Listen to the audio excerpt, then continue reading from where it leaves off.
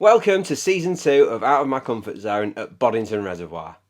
Now, welcome back to the channel, everyone, and as I alluded to, this is Season 2, that's a very American thing to say, isn't it? Series 2 of Out of My Comfort Zone. So, for anyone who didn't see, Out of My Comfort Zone was a series I did last winter, a series of live matches when I went to Boddington Reservoir, tried to get to grips with it, had a little bit of success, had a few fails as well, but along the way I really enjoyed it, and I couldn't wait to get back this winter for another crack at it. Now, I'm probably not going to go as much as I did last winter, but I still will probably try and get on 4 or 5 matches if I can. It's a brilliant venue in the winter. It's frustrating, it's heartbreaking, but it's also really enjoyable, and I can't wait to get going again on the venue. Now, as you can see just behind me here, this picture over my shoulder, I did a video that came out the other week on the Nufish YouTube channel. So if you want to check that out, that's live there now. It's at Boddington again, and we're just running through a nice little method feeder session. It's not in a match style at all. It's very much in a pleasure fishing style. We're just having a nice session trying to catch a few big carp. So if you want to check that out, head over to the Nufish YouTube channel. It's had loads of views and loads of nice comments so far, so well worth checking out. So check that one out over on the Nufish YouTube channel. Now, before we get into the meat of this video, I'd love for you to press that like and subscribe button on this channel. A whopping 60% of you watch my videos aren't subscribed, so if you do me a massive favour, it's totally free to do so. Press that subscribe button, press like, and get involved in the comments down below, because that helps me sort of against the YouTube algorithm, gets the videos out there, and it means an awful lot to me.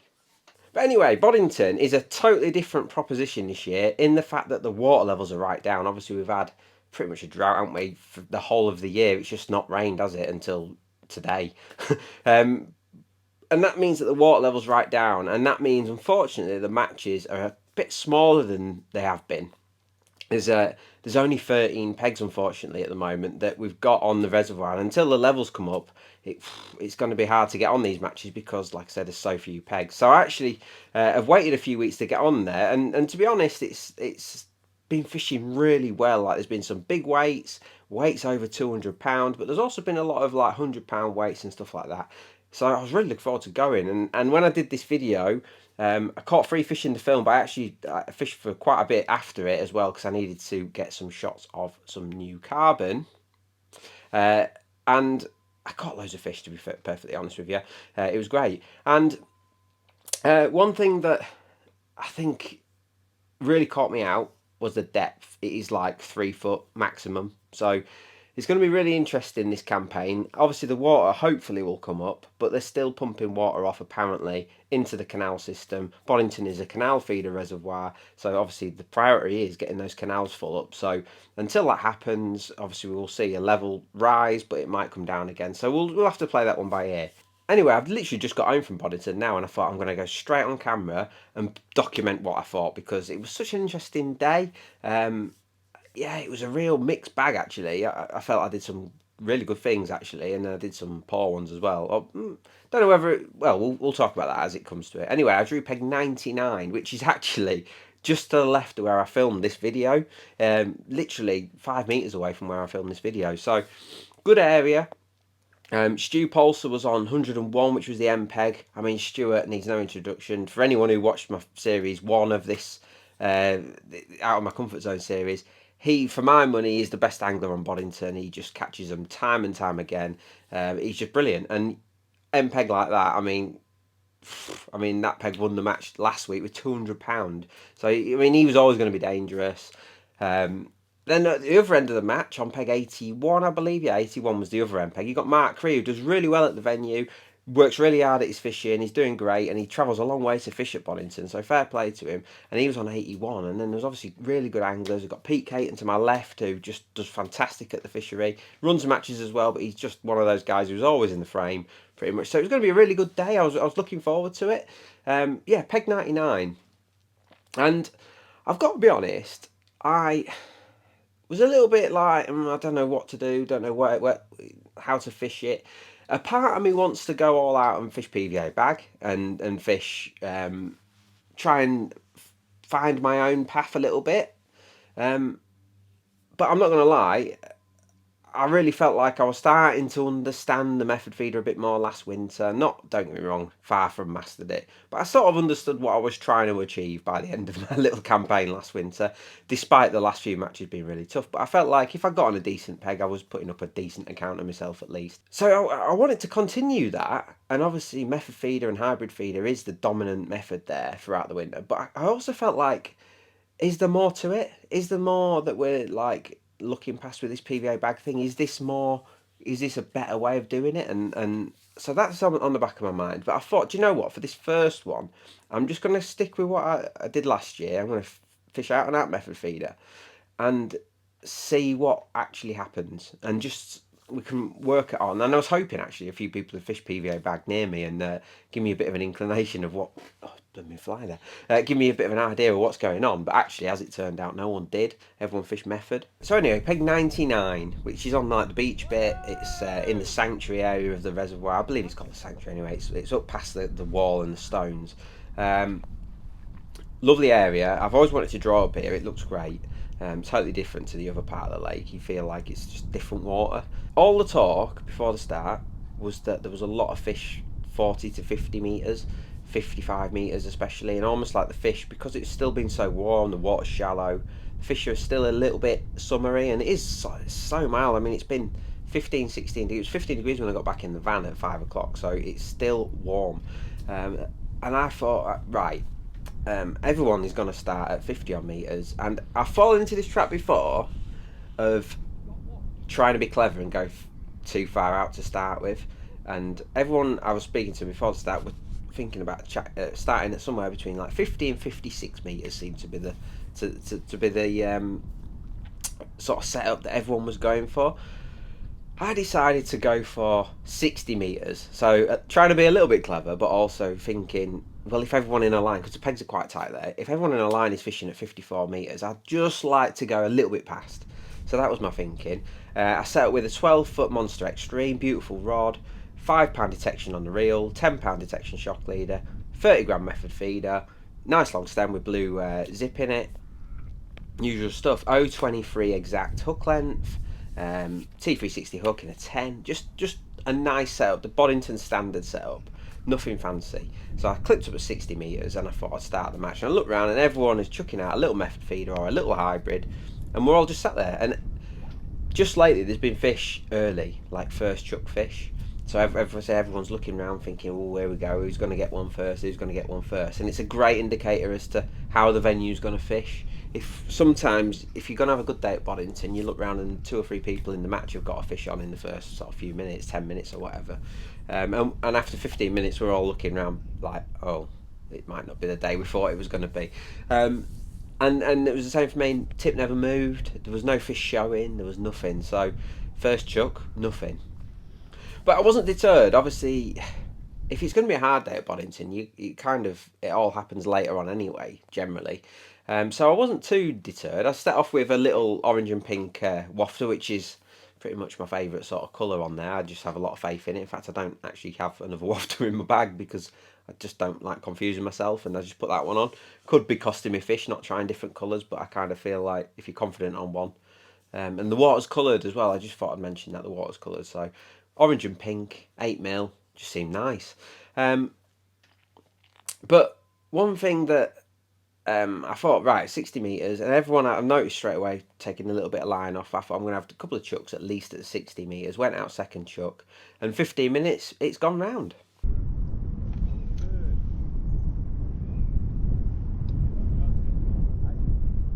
Oh, he'll go, he's on.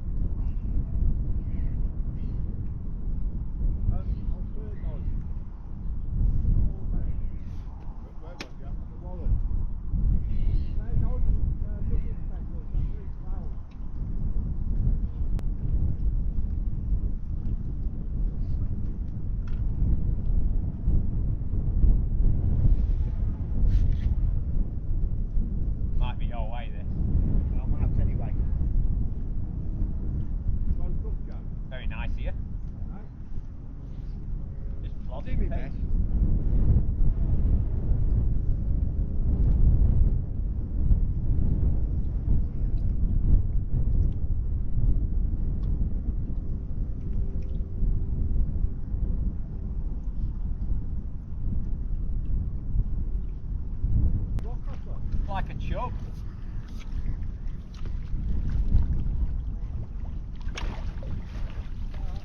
Playing for the camera, really.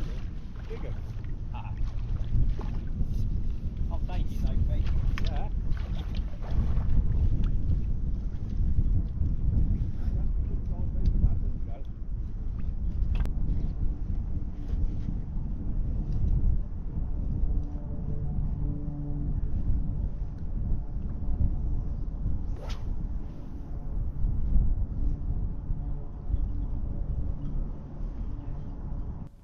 So in the net, nice carp, not a massive one by Boddington standards, like £8, nice common, great start, and no one else has got one in our zone at this point. It's slow going. I think it's probably a good idea to chuck it out again into the same mark when you've caught a fish. So back out to 60 metres. In that video, I put some ground bait in. I actually didn't this time, and that's another thing I keep bottling it. I keep bottling it on the bag, and I keep bottling it on ground bait in the match. Now, every time I go pleasure fishing to Boddington, I put ground bait in, and I definitely feel like it does something. Yet in the matches, I keep bottling it. I don't know why. So I'm going to have to stop being such a bottle job, actually, when I think about it, because that's two things that I've got a good gut feeling about, and I'm not following my instincts a little bit on that one. I'm trying to follow the trusted path, if you like, what everyone else is doing, which is not like me, actually. So the more I think about it now, I'm saying it out loud. Bit silly, really. But anyway, so back out again, and then it was like a long wait then, and literally no one's catching anything. It's just really, really slow.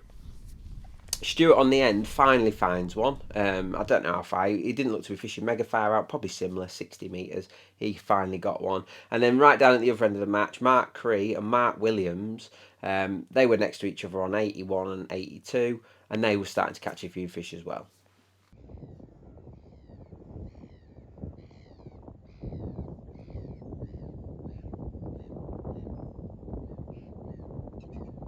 So after a bit of blank fishing, I decided to move out to 66 metres. Now, normally you sort of just leap out at sort of 2 metre intervals, and maybe I cost myself here by doing this long term.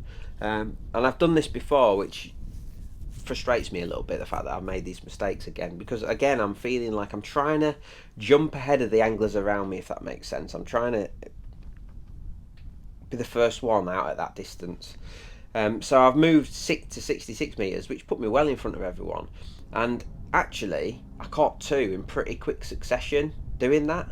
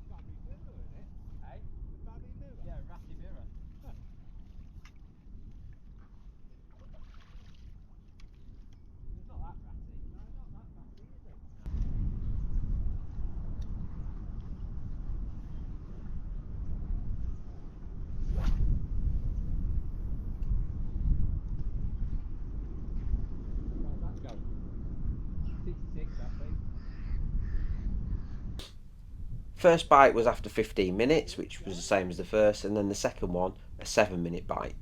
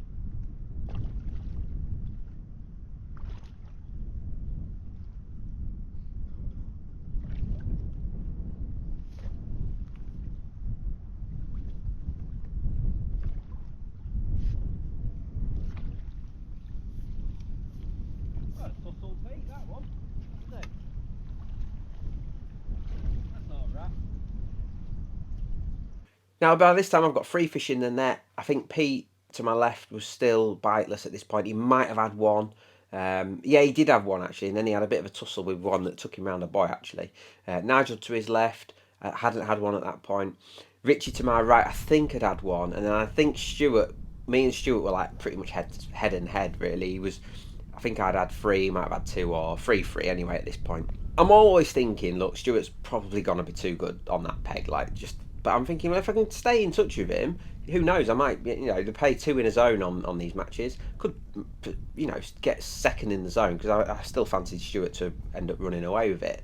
And again, I'm thinking, right, 2 at 66. Let's just fish that for a little bit, a couple of chucks. But after 3 more chucks, nothing happened. It never moved. It never materialised. And it's weird, Boddington. Like you think, and I know that the people watching this will think, just keep going, just keep chucking down the same hole, and eventually it'll come. But it doesn't seem to work like that. The fish don't really come to bait once it gets cold. I don't know what that is.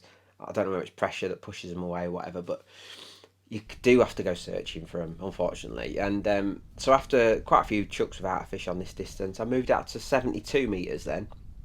And once again, it's gone round.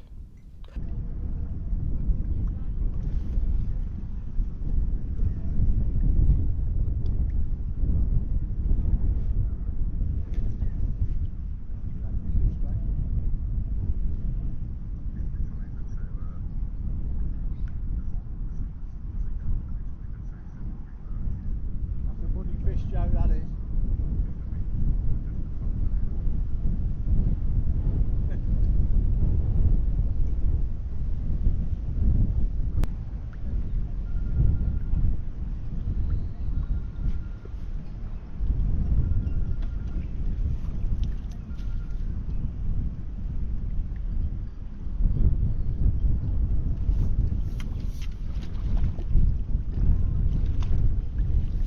That, Joe? Yeah. £5. Yeah.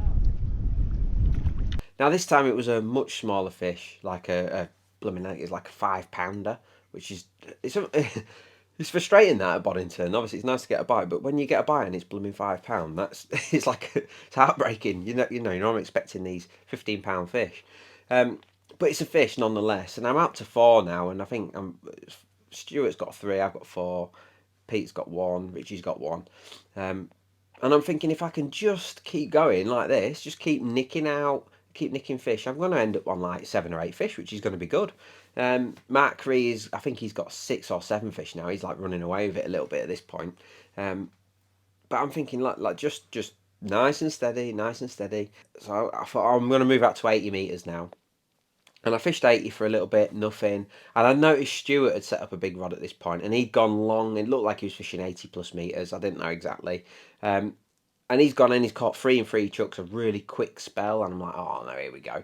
I thought, well, that's the answer. I can get right out like 80 odd metres. And I went out to 86 metres and I got one, like a real nice common. Alright. Then I was going to get one.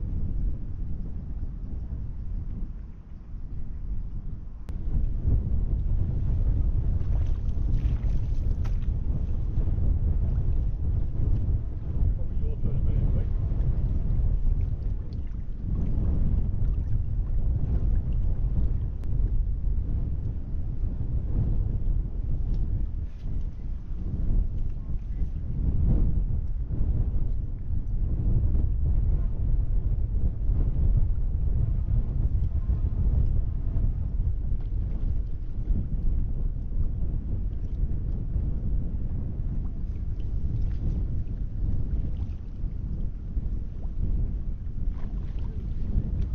There we go.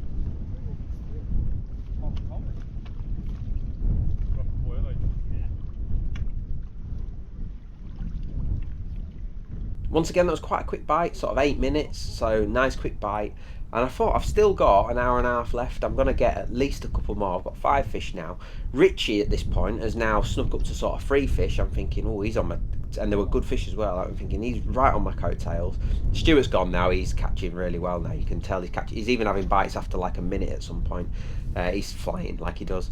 And But I'm thinking I just need, and it's like you can see the match running away from you. It's like sand going through your hand. It's so frustrating. And I never had another bite. I moved out, and I never had another bite. Pete to my left, I think he might have had one more. I think he ended up with 3 fish maybe. Nigel had 2. I had 5. Richie ended up overtaking. He ended up with 6 fish for £75. Unbelievable. And then Stuart ended up with 8 fish for £113. Just shows you the stamp. And my 5 went £55 or £54 an ounces. So, caught some fish. Really enjoyed it again. Mark Cree had 120 odd pound. He might have had 130, but I haven't seen the results actually, so I can't. Pete will probably post them soon. And then Mark Williams had £80. So not bad, valiant effort. Probably in hindsight, the 2 M pegs were first and second in the match, and then the pegs 1 in were third and fourth, and then I was 3 from the end, and then was like next best. So probably from where I was, probably about par for the course really. But again, just frustrated with myself, like making those jumps as big as I did. Probably caught me 5 fish, but long term, it meant I ended up fishing too far out again. And I've made this mistake before, and it frustrates me that I keep doing it, trying to be clever. And you always, in the back of your mind, and I've said this all season last season, I can't believe I'm repeating myself, you feel like the long, long rod is the holy grail. You feel like by the time you get out there, there's going to be a couple of fish waiting for you. You've pushed them out there, or the anglers have pushed them out, and you're going to be the only one out there to pick them off. And it doesn't always work like that. Sometimes actually you feel like you're out in the middle of nowhere and there's no fish out there. And I've made this mistake before, and I did it again yesterday. So next week, more discipline required, smaller jumps, more patience required, and I think we're going to get there. Do I go down the bag route? Not sure. It's going to be really cold next week. Looking at the forecast, 5-degree temperatures in the day, so it's going to be really cold. So that's going to be interesting. Might go back on the bread next week. Obviously, bread's such a good hook bait there, so I might go back on the bread. Yeah, great to be back at Boddington. I absolutely love it. It's fantastic fishing. It's so unusual, the fishing there. It's so unusual. It's so different to what we're used to, but it's so technical. It's enjoyable. And the lads there who've got it tapped have got it tapped, and you give them good pegs in there, right? You just can't beat them because it's so hard to make things happen. So, really enjoyable. Well done to Mark and Stu for the top 2 results today, and Mark Williams and Richie who came third and fourth. Just great fishing again. Great crack with the lads. It's a really enjoyable venue to go and fish in the winter. Very social place. Everyone's chatting because there's long wait times. And hopefully you enjoyed that. And don't forget to like and subscribe. And we'll be back next week with part 2.